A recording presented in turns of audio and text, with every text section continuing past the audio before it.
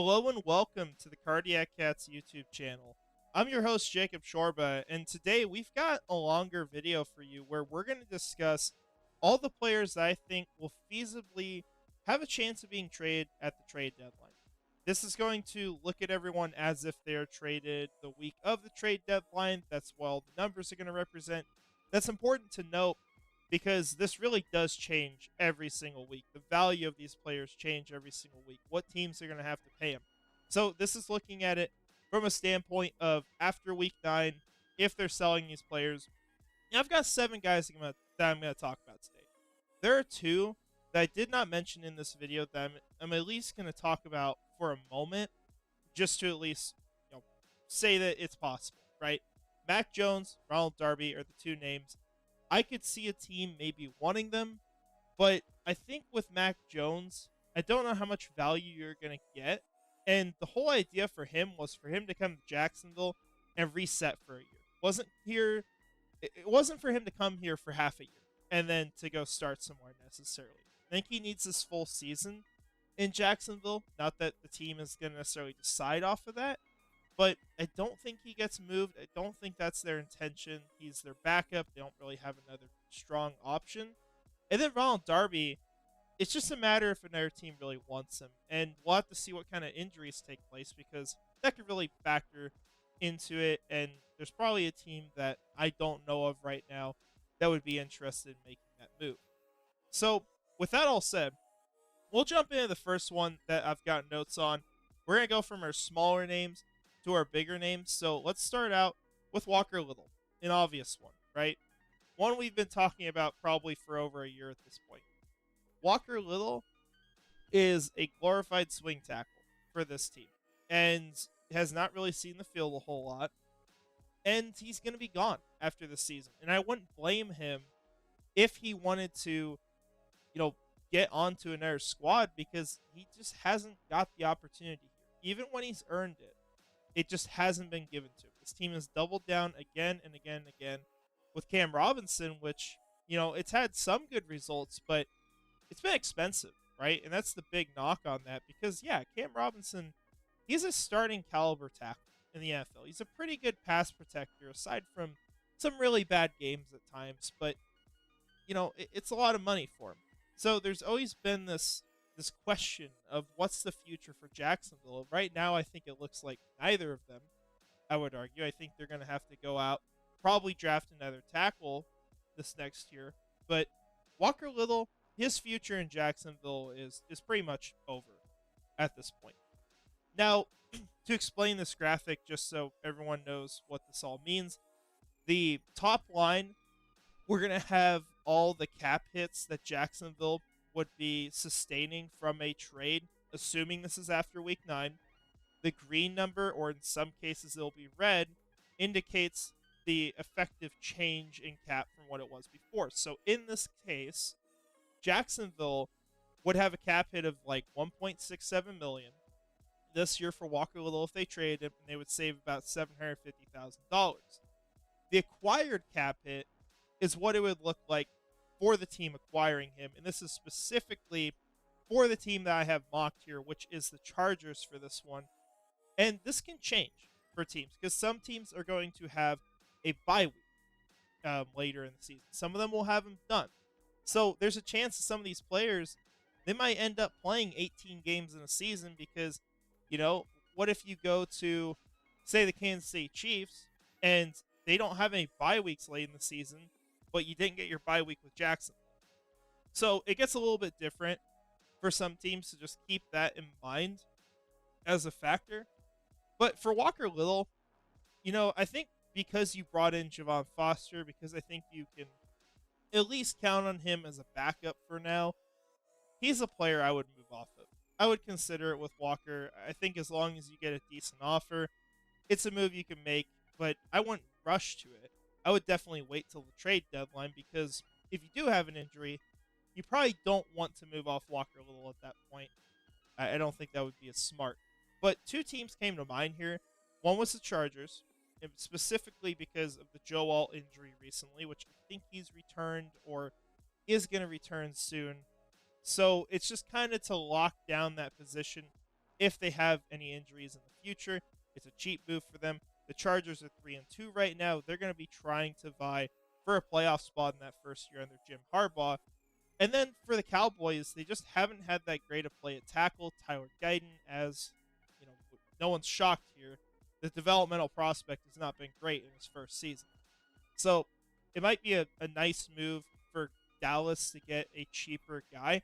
This is also a team that has been floated in trade rumors actually for several years with Walker Little. Apparently had interest in him when he was getting drafted. So I could see Dallas being a team that goes after Walker Little too. What I had at the end of the day was Los Angeles doing the trade for their 2025 fifth round pick. I think that's probably about where the value lies, is a fifth rounder. Maybe they get up to a fourth, but who knows? That's maybe a little too much, given that Walker Little hasn't started in a while. So, we'll get to our next guy. It's kind of hard to gauge for Devon Hamilton. There's a lot of crazy numbers. But I think the most important part when we're talking about the compensation is to pay attention to the acquired cap hits, right? The deal this is for the team acquiring him. Right now at this point, while the cap hits are massive for Jacksonville, that is mostly because of dead money. For a team that wants to acquire him, this is a very friendly deal for them. They would get him for about $750,000 for this season, and then these cap hits that get up to about $15.5 million over the next 2 years, they're unguaranteed. So there's nothing stopping that team from renegotiating with Devon Hamilton. If you consider what Jacksonville extended Hamilton for, these cap hits are considerably less. So the Jaguars have taken on the brunt of the money in this contract already. It's just a matter of their cap hits, and that's not going to matter for a team acquiring him. So maybe if you're talking about a team like Dallas, they could get desperate in this situation. You know, they have really poor run defense right now. Somehow, even with Devon Hamilton apparently not grading out super well, he is still, right now, a better run defender than pretty much everyone they have on their team. So I could absolutely see that being an option that they would go with. I think San Francisco could be another one too. They've struggled in run defense. I also threw out Washington because of the recent injury, I think, to Jonathan Allen. But for Jacksonville, you know, this is a move that I think could make some sense. I wouldn't be pushing it really hard, but if you got a solid offer, I think even a fourth could do it in this scenario. I think I would consider it, right? Get these cap hits out of the way. Something you're going to notice here is you've got your first red number here. You will actually spend more against the cap in 2025 if you trade him. That's because all of these void cap hits are going to get pushed forward, right? You have some on 2026 that's dead money, and then you have about $5 million over 2027 and 2028. So that does fudge up the numbers next year, but you're going to get that out of the way. And ultimately, you know, your question about these players and whether they're worth keeping monetarily, you're going to look at that acquired cap hit. Because that's really what you're paying the guy for those seasons. You know, when you trade him to another year, you get rid of all the dead money that's being pushed around. It makes it simplified, right? Mac Jones would be an example where if you go look at his contract with Jacksonville, you don't have the signing bonuses from New England. You just have what is Mac Jones getting paid this year to play. So you got to ask yourself with Devon Hamilton, is he worth the $750,000 this year? Yes, he is. That's why you don't have to trade him now. But then you don't really have the ability to trade him in the future as much because those cap hits go up unless the team is confident they're going to be able to rework that with him. You know, so you got to ask next year, is he worth $7 million? Is he worth $8.5 million? You know, all those questions are going to become important. Now, getting to some of the bigger names here. Andre Cisco. I'm not sure if Jacksonville would do this. I think it's possible. I think it's more of a sneaky one, I'll say. This would be one that it wouldn't really impact the cap much. It would be more so that if Jacksonville's not really planning to extend Andre Cisco, if they don't think he's a good fit for what they're doing and they're planning to move on, trade him now. Because otherwise, you're going to be forced to either not spend as much in free agency next year or focus on guys that are released because you're going to want that comp pick for Cisco, or you're going to end up just missing out on compensation in total because you're going to go have to sign guys, and then now that cancels out what you would have got from Andre Cisco. So that's kind of the issue in this, in which I think it should say a lot about Jacksonville and how they see Andre Cisco, what happens at the trade deadline. I think if he sticks around, that's probably a player that they want to keep on the team next season and through an extension. But we'll have to see what happens. I ended up putting down a third rounder because, while Cisco has struggled this year at times, he is still a really good young safety. I'm not willing to just completely write off his entire career because of a few games. And I think he'd be fine for someone else. He's also a guy who's obviously struggled a little bit with injuries, but overall, like, we were coming into the season thinking of him as someone who was going to get like a high teens sort of contract at the position at the end of the year if he performed like we expected under Ryan Nielsen. And obviously, things haven't gone perfect, right? The defense has been a mess, but Andre Cisco, he's still a big game guy to me. Like, he's someone that when we play Patrick Mahomes, I know he's going to pick him off every game. Happens pretty much every time. You love to see that. Teams are going to value that. The Bills would value that, you'd have to think. And I think with the needs that they have, you could get a third rounder out of them. Maybe it's a fourth, but probably going to fall somewhere around there at the end of the day. Seattle was another one I threw out. They have Rayshawn Jenkins there. They have questions at their other safety position. Could have a reunion with that team. And then Washington could be another sneaky one. They're going to be one that's mentioned a few times throughout this because they're overperforming, right? And they have holes, and Jacksonville has players to fill those holes. Now, we're going to talk about offensive line for a moment here. Talk about Brandon Scherff, which this one is, I don't think, as enticing of an option for Jacksonville because I doubt you're going to get much back. You're not going to save much cap. So, is it worth a 5th-round pick, if that's what you get, which is my guess here, to jeopardize the protection of your quarterback? Because now you're putting out Cooper Hodges. That's the first thing you're going to end up having to do. So, that's not really ideal, right? As much as I liked Cooper Hodges, he hasn't really earned the spot. So, there's some big questions about this move. Another thing to note, if you trade him, this will really screw up the void cap hits, and you're going to push up a lot of money in 2025. You're going to have almost $10 million that you're going to lose that year. Now, of course, you save that in 2026, 2027, and 2028, but that's something to factor in too. So I don't think this is as enticing of a situation. Maybe you have to end up getting a better offer to do this. Maybe it's a 4th, but I don't know. I'm not sold on this one as much. I still want to throw it out there just because I have actually seen a lot of stuff about the Bears being interested, Ryan Poles being someone who'd want to go out and get Brandon Scherff, and maybe if they don't care much about keeping him around the rest of this year, they feel okay with Cooper Hodges coming out, it could work out. But we'll have to see. Baltimore was the other one. Had offensive line struggles earlier this year. Scherff could be a nice guy to anchor down there and help him out for the rest of the season. But ultimately, 5th-round pick is probably where it starts. I'd want a 4th if I was going to do it, but we'll see what happens. Now, 3 more names. Biggest one here, Cam Robinson.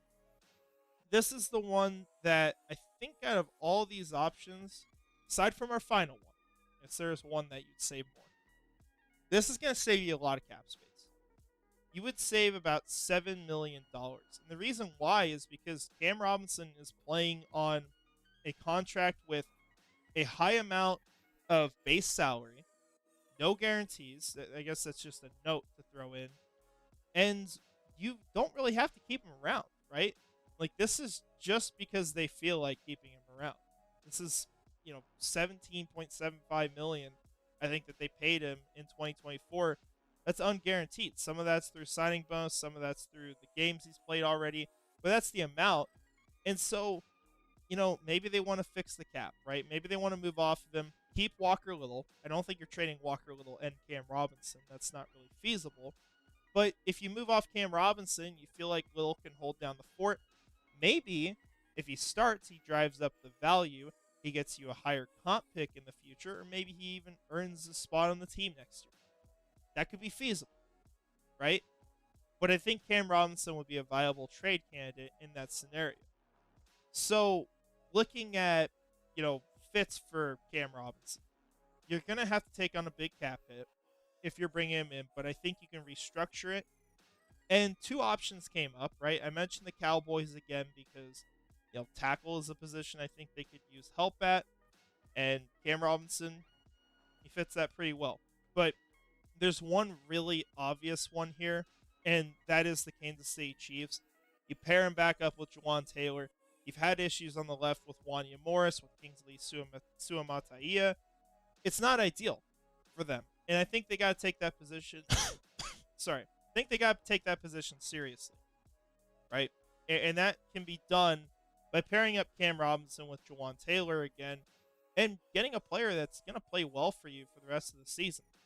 The problem for Kansas City that they have to deal with, and I think they could, I really do think they would figure it out, is the cap hit, right? Because they have like $5 million, I think, in cap space right now, and you're going to be taking on about 8.6 million. So you got to figure something out, right?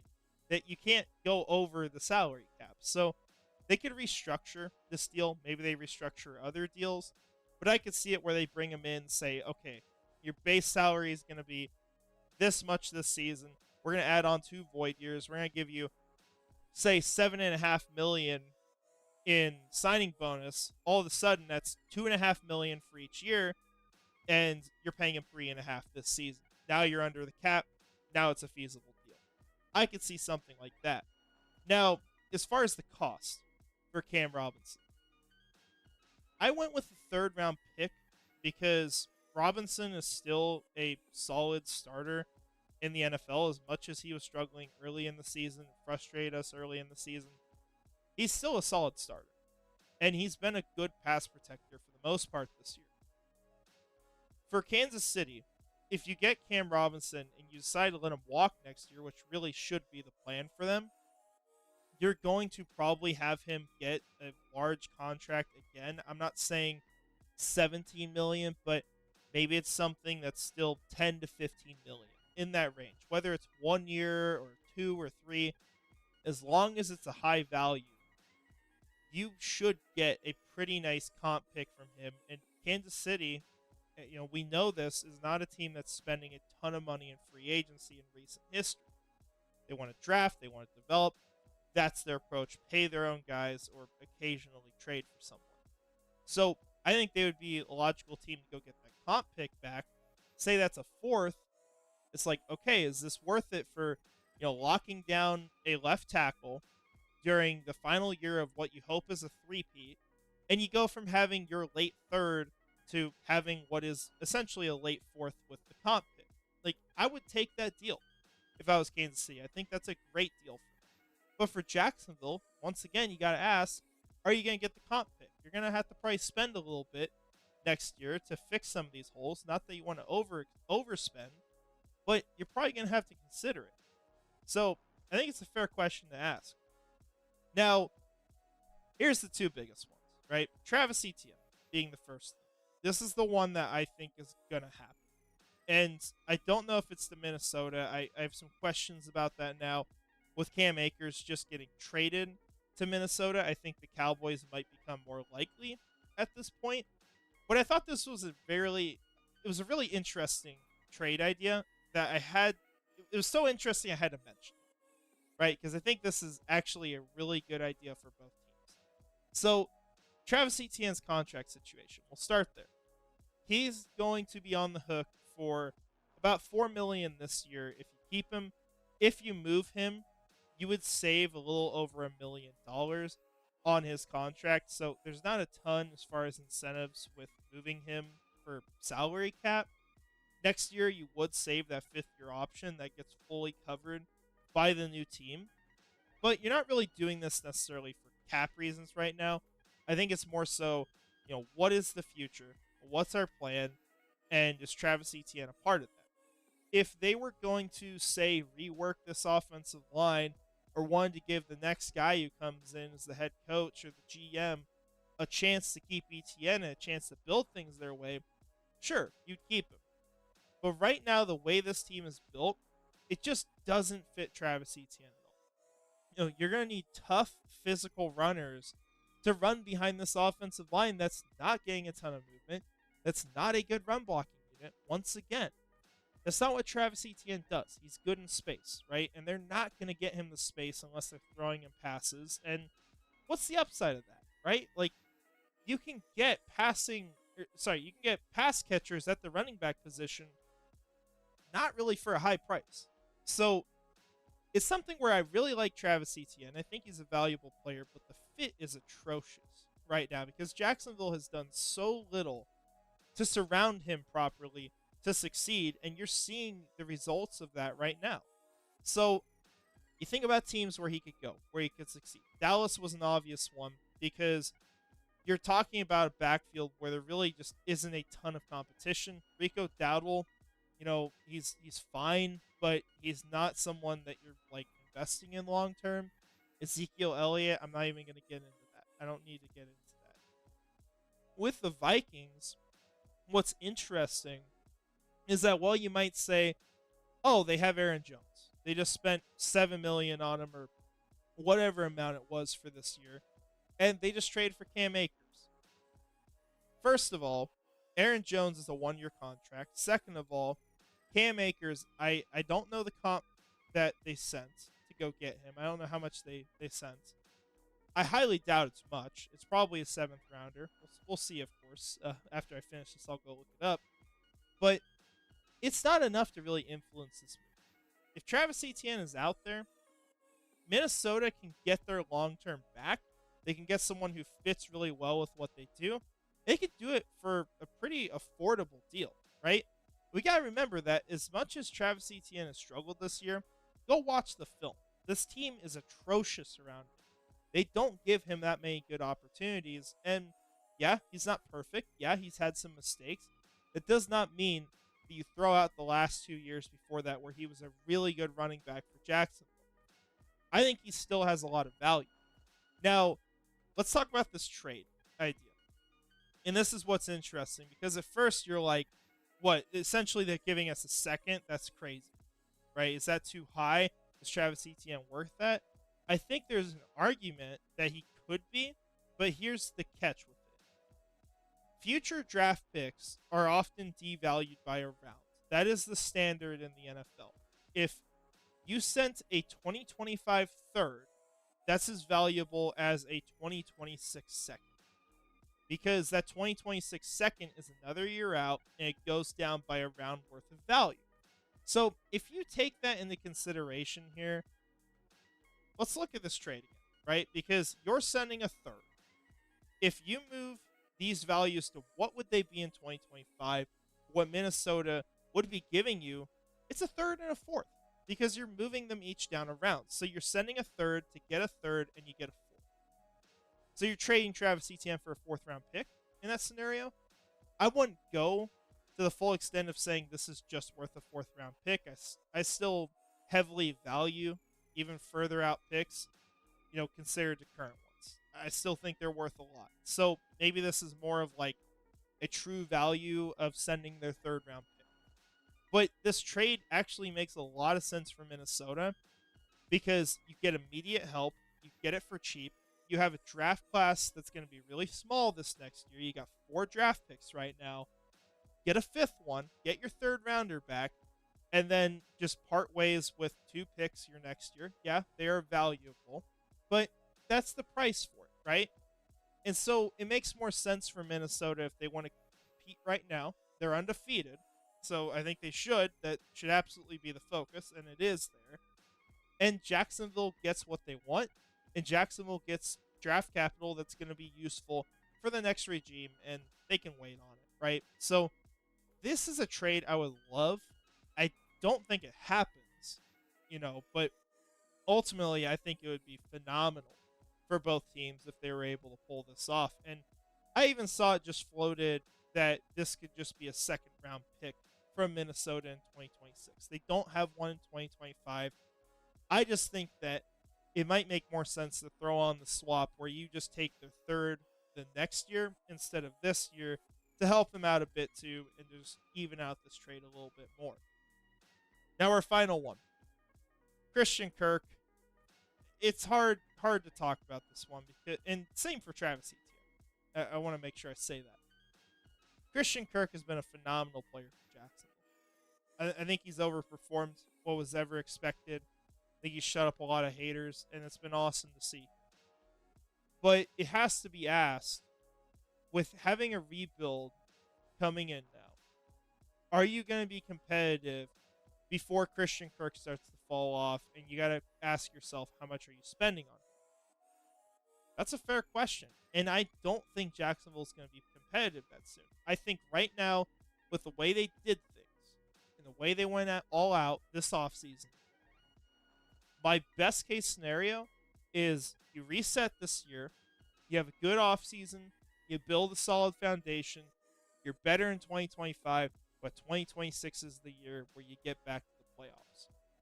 Now, we never know with this team. They've had some quick turnarounds. They went from worst in the league to the playoffs in 1 year, right? So could they do it next year? Sure. But I think 2026 is probably the next time this team is competing for anything. Best case scenario, unless we have that fluky run with maybe Bill Belichick here next year. Who knows? So that's a year where Christian Kirk isn't even on the team, right? We only have cap hits for this year and next year, and then a bunch of void money after where he's not on the team. So it's got to be considered. But at the same time, I'm not necessarily going to just do this move for absolutely nothing. And I might want more than even what's mentioned here. But I think Christian Kirk, you look at the trades happening today. For example, Devontae Adams goes for what's a third-round pick and could become a second-round pick, and essentially hinges on the Jets being successful, which sets the expectation for the Jets, right? They think they're going to go make the Super Bowl this year, so they expect to give up that second-rounder for him.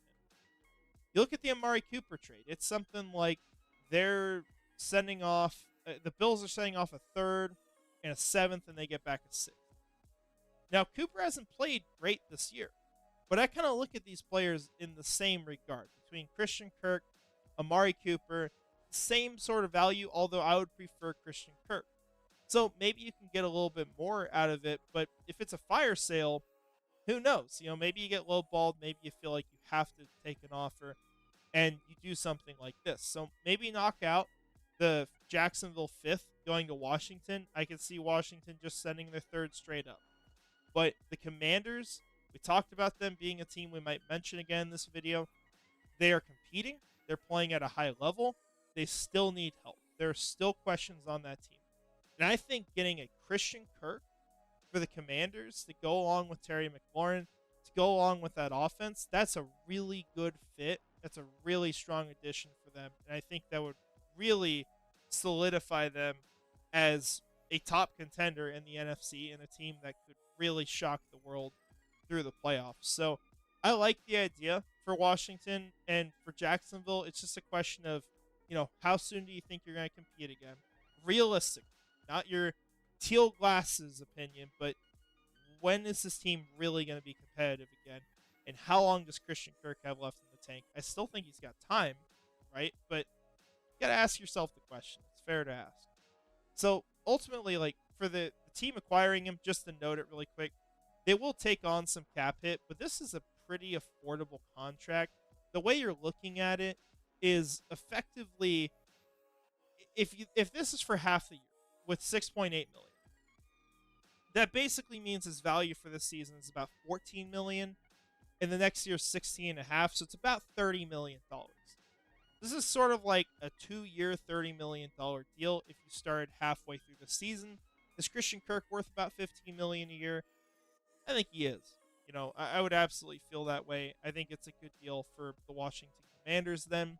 And Jacksonville, as you can see, end up saving a lot of money this season, and they end up saving a lot of money in the future too, even getting that dead money out of the way in 2025. and saving it as well in the following years. So I'm on the fence with this. You know, the biased part of me says don't do it. We love Christian Kirk here. The real part of me says this is probably what's best for him and best for the team if they want to really start dissecting and rebuilding this thing. So with that all said, that's our video for a day. Those are our trade candidates. I think Jacksonville is going to be selling some people. I don't think it's this whole list. I want to make that clear. I think realistically, if I was to guess what happens, I would say Walker Little is one of them. I think Travis Etienne is absolutely one of them. And I think the surprise guys that could happen that maybe are more 50-50 would be a Christian Kirk or an Andre Cisco. But those could also be players they see as a long-term part of this team. So we'll have to see what happens. But hey, I appreciate you guys joining me today. It's been a fun one. I want to make sure we shout out our channel members here. So thank you to Premier Nasir 904 from the Tilly Die Rank, Mr. Dolphin from On the Prowl, and Scrubber Ducky 500 from the Duval Faithful. You guys can sign up for memberships if you'd like. You don't have to. It's not required at all. We engage with all of you regardless the best we can, as long as your comment is readable, pretty much, and not crazy. But we're Jaguars fans. We're going crazy right now anyway. But this is what we offer. Would love to have more people on, but no worries at all. I appreciate all your support just watching these videos. Let me know what you would do at the trade deadline. Who would you be willing to trade? Are there players that weren't mentioned that you would send off? Now, there are names that just aren't feasible, right? Trayvon Walker, like, as much as he technically is tradable, it's not going to happen, right? It just would never get to the point where they would admit that that wasn't the perfect first overall pick. And he's playing his best football right now, too. So it's like, you kind of can't do that. Trevor Lawrence, he just extended. You can't do it. Plus, it's not really been the problem the last couple of weeks anyway. So there's some guys that aren't really feasible, but, you know, it's still interesting to hear what you guys got to say. So let me know. We'll talk to you in the comments. We'll talk to you later this week.